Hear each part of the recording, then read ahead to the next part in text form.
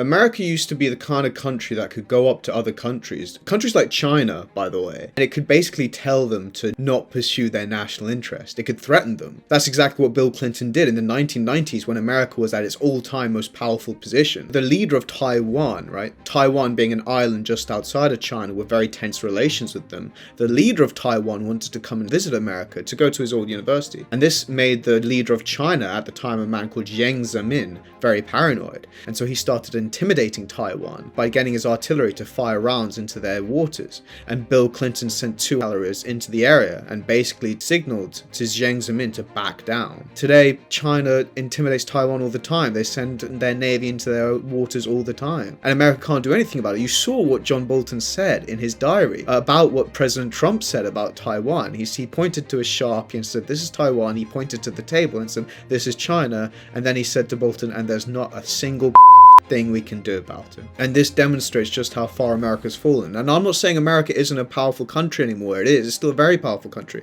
I think it's still going to carry on being, along with China, the most powerful country in the multipolar system. But it is now one of many powerful countries. That's what you have to understand. It can no longer do what it used to do in the 90s and early 2000s, where it can literally, America's strength for a long time was not just its capability, okay? And this is a huge thing. I mean, capability's always been a massive thing. In the 40s and 50s, when America told the Soviets to stay out of Western Europe, they stayed out of Western Europe because they didn't want to mess with the United States. When America formed a grand coalition in the 1990s and told Saddam to stay out of Kuwait, he eventually retreated from Kuwait because he didn't want to mess with the United States. But this wasn't all America used to have. America used to have a lot of soft power credibility as well, at least with the Western nations. Okay, maybe not for everyone, but for a lot of Western nations, it was seen as their hero. It wasn't just capability, it was the way it spoke, yeah? Ask not what your country can do for you, but what you can do for your country, which encapsulated the Western culture, Western civilization, the whole Western attitude to approaching things, about the power of the individual and so on, right? So America did this stuff as well. It's not even doing that anymore. Trump's America is an America that has withdrawn and has told everyone else to basically bugger off. You saw the way it treated India. And I know India and America haven't historically been the closest. They haven't been that distant, but they haven't been close either. But to shun India in a time of increasing multipolarity and increasing relative decline is really quite something. And the question is, with America no longer being global police, what happens to the rest of the world? And that's what I'm going to get into today. So before we do make sure you hit the like button and subscribe. World Order covers all things geopolitics, macroeconomics, and tech. Without further ado, let's dive into it. So I'm going to start with Thomas Hobbes. Thomas Hobbes wrote this book called Leviathan in 1651, and in it he said, a world without a Leviathan, a type of overlord, which the United States has been for over 80 years. It would essentially be a rumble pit in which everyone fought one another, and the question now becomes, is that the world we're entering with the US decline? The United States played the role of Leviathan. It was a liberal Leviathan, so it went round to countries and it basically said, you will be liberal and democratic. You will be capitalist, you'll be democratic, and you will respect the international rule of law. And the greatest thing America did, something it did better than Britain in my opinion, was it marketed these as universal values. Mind you, Britain tried to do the same thing with Christian values, by the way. But I think America, maybe I'm biased because of the era I've grown up in, but America did this thing where it genuinely tried to make people believe that this is the only way things could be. This system that benefited it was the only way things could be, which is outrageous to think. I mean, I can't believe a lot of people, at least in the West, fell for this. Growing up with parents my parents had originally come from another country, so I always had this alternative perspective on things and how ridiculous it was. But for a lot of Western people, I think they believe this, right? And my issue with Hobbes is it quite arrogant to believe that now America is stepping back from the world? And again, this is very much evident in not just the rhetoric, but the actions Trump is taking. Trump has withdrawn from the Paris Peace Accords. Trump is not listening to the International Criminal Court. Trump is blocking people from entering the WTO, World Trade Organization. For all of America's shortcomings, these institutions did, at least on paper, try to make for an international rules-based system. It fell short because of national interest, but they did at least try, and there are even some success stories of the international order which I can elaborate in future videos. But now that Trump's withdrawing from it, Does that make for a mosh pit? Is the world about to enter? Because there are articles, an article in Financial Times about how the era we're in today represents the 1930s, which means is the next one the 1940s, and you all know what happened in the 40s. The problem with the Hobbes theory is that it's quite arrogant, in that it assumes that without America, without this liberal leviathan, countries like China, Russia, and India can't be counted on to behave, which is very arrogant. Like, I know that some evidence suggests otherwise, especially with China's rhetoric against Taiwan and Russia's rhetoric against, not only rhetoric, but actions against Ukraine. But, I mean, look at how America and Britain and a lot of other countries have treated other countries in the past. Maybe not as explicitly as Russia with Ukraine, but the way they set the system up through the IMF, through the World Bank, I'll elaborate on that as well. But they have exploited countries, and it's very hypocritical in some ways to say that, you know, with Caius Callas coming out and saying that when Putin and Modi and Xi meet up, just describing them as the villains. I mean, it's just it just doesn't work anymore. Like, I mean, at least with me, I mean, you can't be serious. Like, you can't, like, for me, the West has lost its moral high ground. For me, the West never really had much of a moral high ground. But I think today, it's become more apparent than ever. You can see this in the data. And countries like China and India and Russia have come and made their commitment to a more multipolar system. They actually, or at least on paper, making the case that they are being more respectful of other countries than any Western nation has been. And you can see this with some of their actions. China has said that through BRICS, okay, BRICS is a very interesting organization. It's now like a competitor to the Western-dominated system. BRICS was started off as Brazil, Russia, India, and China. Okay, as BRIC, and then it became BRICS with South America. And this organization, it began in 2009, 2010, and this organization has now grown with additional partners. BRICS has 45% of the world's wealth when you combine all of its members, and another 40 to 45% of the global population. So it's a serious, and you know, if this was just a kind of a social, if this was just like social time with these countries coming and talking together, it wouldn't be seen as a significant alternative to America's dominated system. But it's the fact that they've set up their own bank, right? So instead of, you know, back in the past, if you were a developing country and you wanted to develop, you'd have to turn to the IMF or the World Bank for a loan. And these loans would come with hella conditions, like open your country up for Western businessmen. It's like what, like, you know, it's insane. To go read Michael Hudson's Super Imperialism, he talks all about it. It's like how, for a lot of developing countries, it's like, how can we win here? It's like you've rigged this system. But today, through National Development Bank or through the BRICS Bank, they can get loans without such conditions. These loans don't force them to impose austerity measures or anything like that. They don't insist on them restructuring their entire way of life in the way that the IMF and the World Bank did. The Development Bank in BRICS doesn't have quite as many projects as the IMF or World Bank. Okay, I think it has 30 billion across multiple projects, 90 projects. Whereas IMF, for example, has over 100 billion invested in multiple projects. But it's catching up and it's growing, and there are more and more countries signing up to BRICS. And this represents the very shift of power from the west of the world to the east of the world. If not from west to east, then power is spreading, at least, across the world. Okay, again, as I said before, America is still going to be a very powerful country.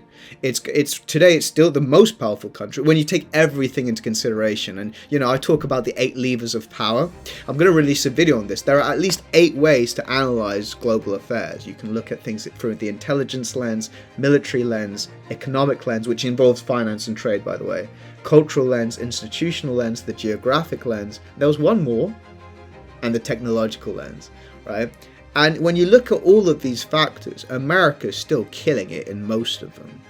So I don't want to be all doom and gloom. The decline is going to be very gradual, but it's very real, and it's happening. And when Trump comes and pushes people like India away, it's just accelerating the relative decline. When you consider what certain thinkers like Hobbes, and if I'm going to go into the dark side, Peter Thiel and Henry Kissinger and all these people say, you can't rely on countries to respect laws indefinitely. State rivalry will inevitably lead to competition, and in this world that we're entering, you're going to have, I would bet a lot on increasing military stock, increasing technological and intelligence services. You saw what happened to Palantir stock. I think it's a very inflated Palantir stock, by the way, but it's no, you know, there's a reason why this company has been one of the fastest fastest growing companies in 2025. You do know what Palantir does, right? They are a data analytics company that are used by intelligence services like the CIA.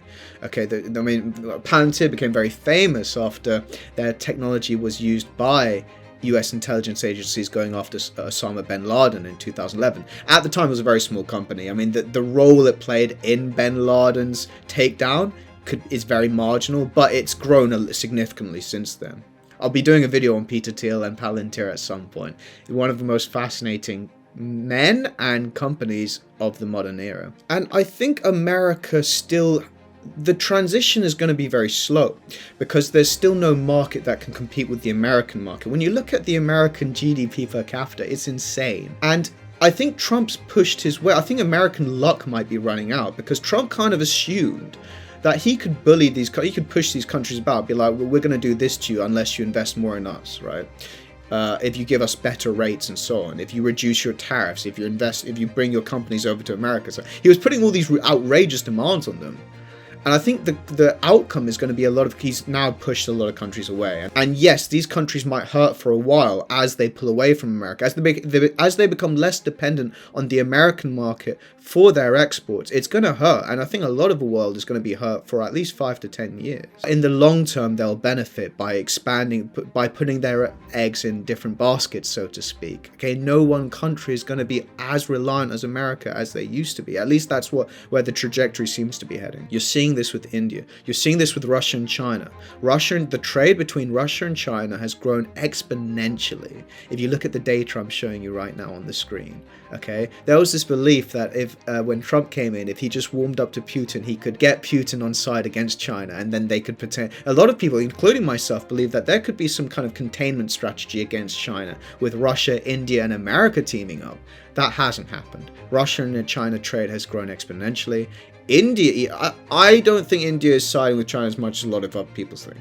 But India is, I mean, by Modi going to the Shanghai Cooperation meeting, right, and discussing increasing relations with China, increasing cooperation with China in certain areas, that is very significant. Trump will naturally, he's a showman, he's a market man, he's a seller. So when he says he's meeting up with Xi to talk about trade and stuff, he'll make it look like Xi's pleading for a deal. I suspect a big part of these negotiations is just trying to delay Xi's inevitable attack. Might be a bit strong, but basically incorporation of Taiwan, because America gets 90% of its semiconductors from Taiwan. I think Trump is basically pleading with Xi to just hold off before he does anything against Taiwan, because America relies on 90% of its semiconductors from Taiwan. And if that goes down, America's biggest sector, its technology sector, and not just technology sector, but many industrial sectors, go down with it, and the American economy is destroyed. So why do you think Trump's paying so many tech companies to invest hundreds of billions of dollars in America, designing fabs in America? He wants to be self-reliant so that when that day comes and China goes after Taiwan, well, then America's economy isn't as crippled. I mean, it's not as...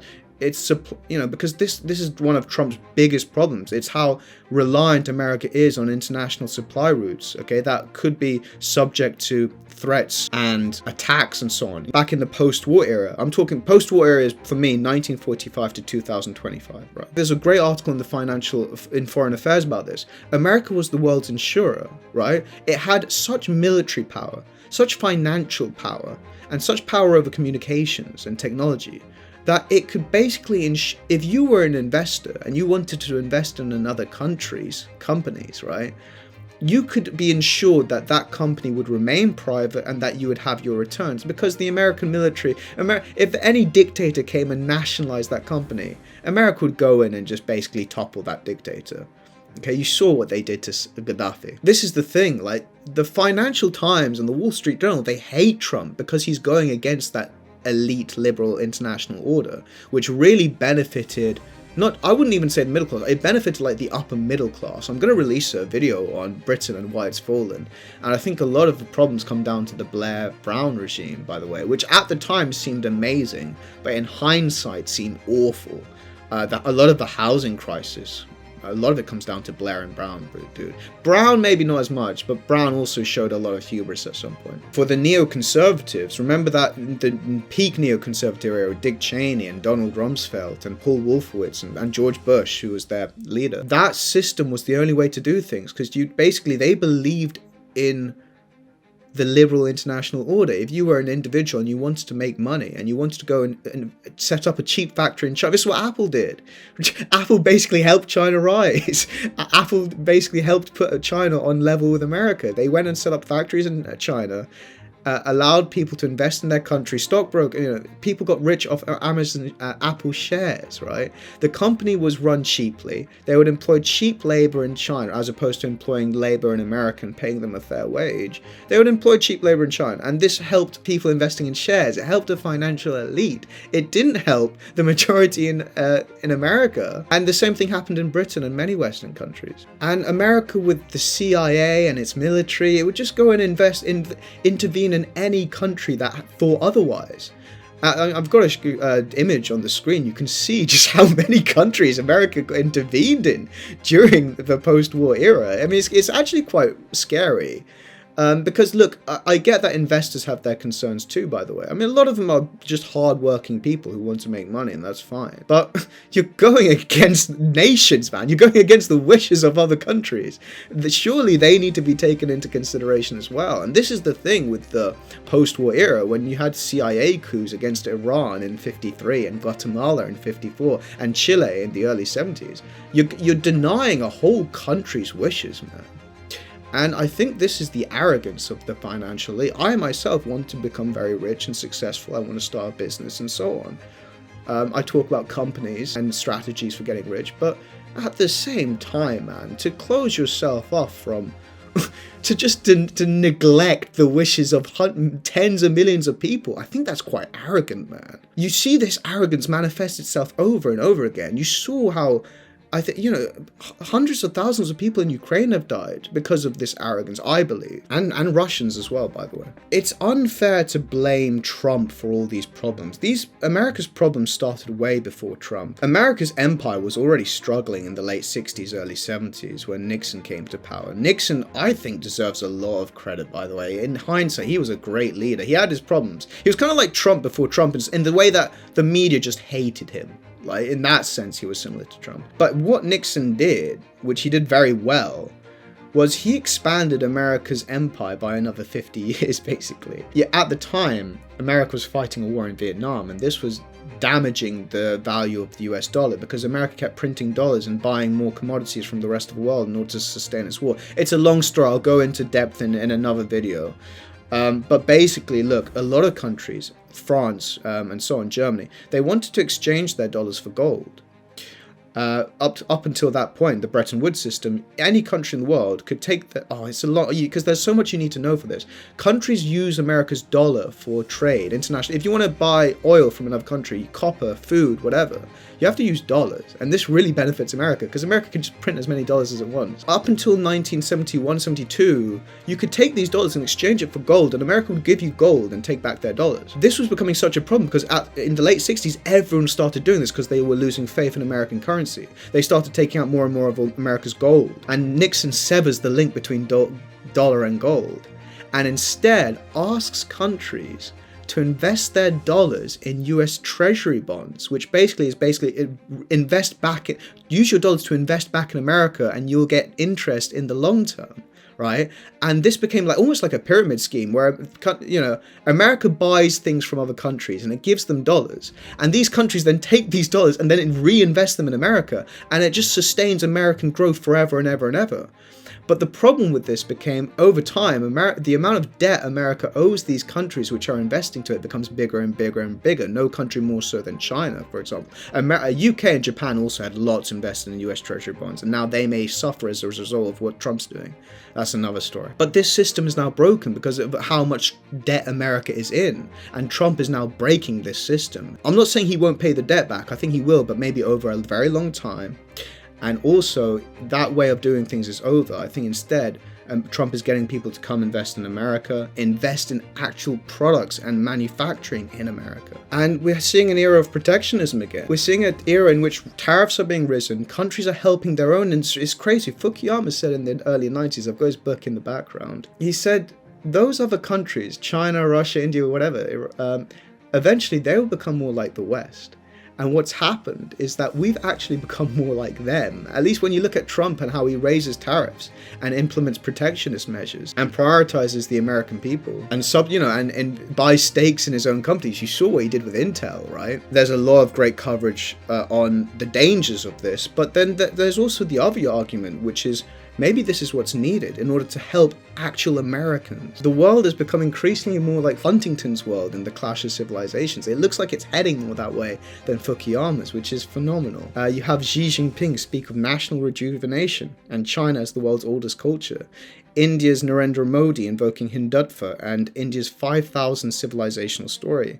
Putin speaking of defending holy Russia against the Western decadence and frames his war in Ukraine as a struggle for Russian civilization. And it's not just that these countries are growing in wealth and power. It's the fact that a lot of countries are now tiring of the US system and how it just sanctions them when they don't do what America wants them to do. America has placed sanctions on over one third of the world's countries for just not doing what it wants it to do. And it will always make the case that these sanctions were well-intentioned. It used to be for things like don't do business with autocratic regimes, right? But when you have a third of countries all sanctioned and no longer listening to you and having alternatives in BRICS and alternative banks and security systems and military equipment, India buys its arms from Russia, it doesn't need America. US sway is minimal, and I think a lot of countries are just going to pursue that this is the world we're entering. A lot of countries are going to pursue their national interests, and there's very little Western elite businessmen can do about it anymore. America will have some say over maybe its own region, over maybe some of its satellites. But if you're a businessman investing in India, Russia, China, you're just going to have to read up on what those countries are doing. I'm sorry. I don't think that's so outrageous to say. This is the view I've always had since I was young. I think it's quite arrogant for a lot of Western people to just assume that the world will just do whatever they want it to do. You have areas like ASEAN growing, and they account for 7.3% of global GDP. Look into that market, by the way, up and coming. And it's not even US allies like Saudi Arabia, right? Saudi Arabia used to be America's boy.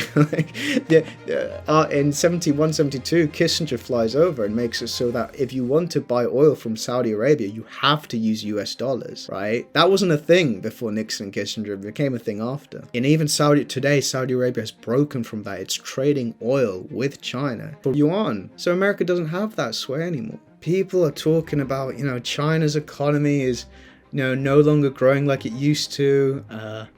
India needs the US market. Russia's just a gas station on a slab of ice. This is Western propaganda. Like even Russia, which is the weakest of those three. If you look at the 8 levers of analysis, which I spoke about earlier, if you look at the really essential one, this is the thing, Russia, it has shortcomings in a lot of areas. But if you look at the core things you need to be a powerful country, which is geography, natural resources and energy, a military and intelligence services, which for me are the 4, economy as well, but economy, Russia isn't as bad as a lot of people say, especially when you look at its GDP for purchasing power parity. It's actually way stronger than countries like UK and France, right? But if you look at those 4, Russia's really strong. It's especially in intelligence services, right? Russians are notorious for, KGB and stuff. And then India and China, most exciting countries in the world for growth. I know China isn't growing at the rate it was in 2010, but its GDP growth still puts a lot of practically every other country other than India to shame. Averaging 5% a year? Like, come on, man. And then you look at the rest of the world. You look at Latin America, you look at Africa, you look at Southeast Asia. These countries are turning to China. They're not turning to America as much. Not in certain areas. Again, I spoke about technology in previous videos, and I think technologically America is still the one to be. At least for software services, yeah? Like the services you use every day kind of thing. I think China, in terms of manufacturing and technology, China's doing very well. Keep an eye on that stuff, by the way. Guys, many thanks for watching. If you've enjoyed this video, then do give it a thumbs up. If you're new here, subscribe. World Order covers all things geopolitics, macroeconomics, and tech. Follow me on Shorts, where I do lots of mini stories on famous celebrities across the world. It's a really fun, kind of good vibey show. This is more serious. The main channel is more for adults, right? But the shorts are really, really fun, and they're really insightful, and I'd highly recommend you follow me on Shorts. I am also working on a new channel which should be released next year called World Order Studios or World Order Saga. Still deciding on that. And that's going to be a place for action adventure stories, and that's going to be great, okay? The action adventure stories based on real historical events. Keep your eyes peeled, because I'll be releasing stories on tech and Britain in the following weeks as well. Thank you for your time. Take care.